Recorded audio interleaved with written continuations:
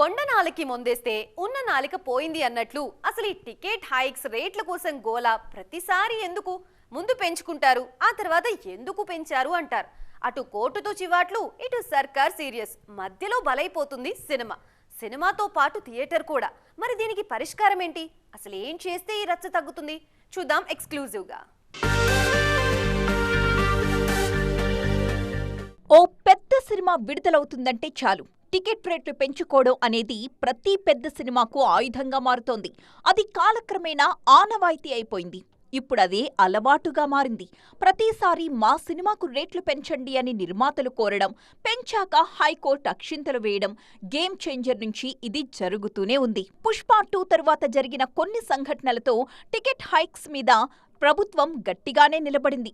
కానీ లాభాల్లో 20% కార్మికులకిస్తే రేట్లు పెంచుతామంటోంది సర్కార్. దాంతో హరిహర వీరమల్లు, ఓజీ, అఖండ 2 లాంటి సినిమాలకు రేట్లు పెంచింది కూడా. జేఈ ఆస్పిరెంట్స్ కోసం మినీ జేఈ మాక్ టెస్ట్ జరగబోతోంది. తెలుగు రాష్ట్రాలకు చెందిన అందరూ జనవరి 11న ఈ మినీ జేఈ మాక్ టెస్ట్ కి రిజిస్టర్ చేసుకోండి. కానీ హైకోర్టు అక్షింతలతో నిర్మాతలకు మాత్రం షాక్ తప్పట్లేదు.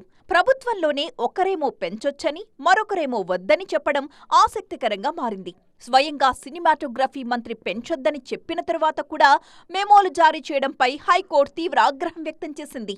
వీళ్ల మధ్యలో సింగిల్ థియేటర్ వ్యవస్థకు తీరని అన్యాయం జరుగుతోంది. ఒక క్రమబద్ధీకరణ వచ్చి పర్మనెంట్ సొల్యూషన్ వస్తే తప్ప ఈ సమస్య కొలిక్కి వచ్చేలా లేదు. ఏపీసీ సెంటర్లకు తగినట్టుగా రేట్లు పెంచుకునే సౌలభ్యం ఉంటే ఎగ్జిబిటర్లు, బయ్యర్లు, ప్రేక్షకులకు మంచిది. అవన్నీ కాదు. ప్రశాంతంగా ఉన్న రేట్లతో వెళ్ళిపోతే ఫుట్ ఫాల్స్ పెరుగుతాయి. ఇంత చిన్న లాజిక్ ఎందుకు నిర్మాతలు అర్థం చేసుకోలేకపోతున్నారు? మొండిగా ఎందుకు ముందుకు వెళుతున్నారు అనేది నిర్మాతలకే తెలియాలి. మరి దీనికి పరిష్కారం ఎప్పుడొస్తుందో చూడాలి.